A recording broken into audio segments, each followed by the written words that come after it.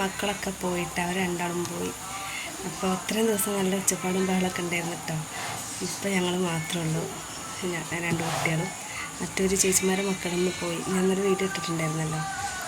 അപ്പോൾ തീരെ ഇഷ്ടമില്ലാതെയാണ് പോയത്. അതിൽ മൂത്ത ആൾക്ക് പനി ഉണ്ടായിട്ട് ഇന്നലെ രാത്രി. അപ്പോൾ പിന്നെ അവളെ അമ്മേനെ കാണണമെന്നൊക്കെ പറഞ്ഞിട്ട് അങ്ങനെ നിന്ന്.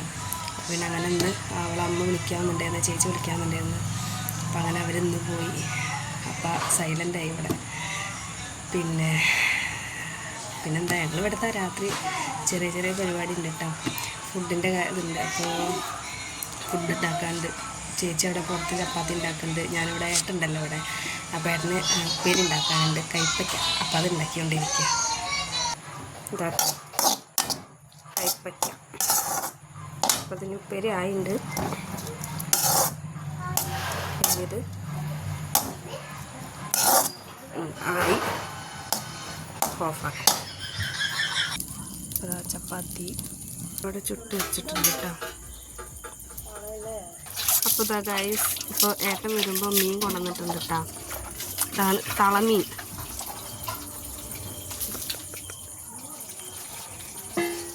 അപ്പം ഇനി ഇതുണ്ടാക്കട്ടെ കേട്ടോ.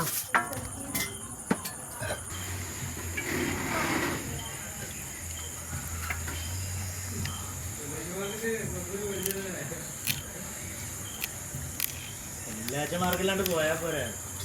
ഇതല്ലാത്ത പക്ഷെ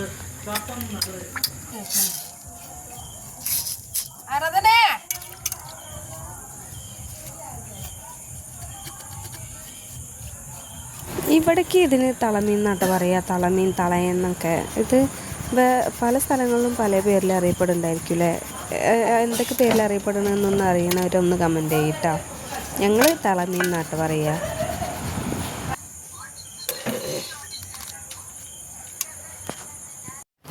അപ്പോൾ ഇതാ മീനൊക്കെ മുറിച്ചെല്ലാം വരിഞ്ഞ് വെച്ചിട്ടുണ്ട് കേട്ടോ.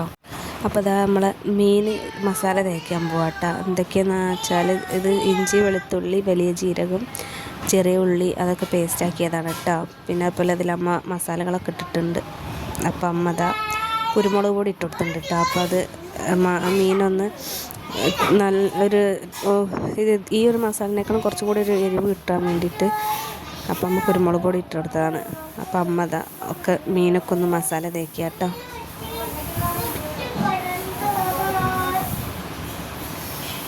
ഇവിടെ അധികം ഏട്ടൻ രാത്രി പണി കഴിഞ്ഞ് വരുമ്പോൾ മീൻ കൊണ്ടുവരട്ട് ചെയ്യുക.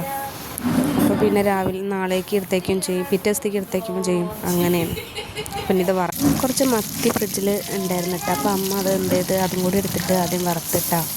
അപ്പോൾ അതൊക്കെ കൂടെ കൊടുക്കാമല്ലോ എന്ന് വിചാരിച്ചിട്ട് ഏട്ടനും കൂടി ഉണ്ടാകുമ്പോഴേ എന്തെങ്കിലുമൊക്കെ വേണ്ടേ. അപ്പം ചീരയാണ് കേട്ടോ, മറ്റേ പച്ചച്ചീരല്ലേ, അതിങ്ങനെ താളിച്ചതാട്ടോ.